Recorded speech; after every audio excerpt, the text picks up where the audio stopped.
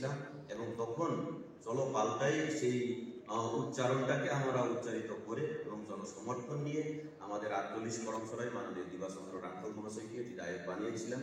কিন্তু তখন আর যে জায়গাও দল নিবিসিংহ যদি ডিভিশন চলি না আজ নিয়ে তখন 2018-তে চলো পাল্টাই এর সুরে মিলিয়ে বিজেপি করেছিলাম। কিন্তু তখনও সেই ডিভিশন চলার ক্ষেত্রেই আমি সেখান থেকে দল ত্যাগ করেছিলাম।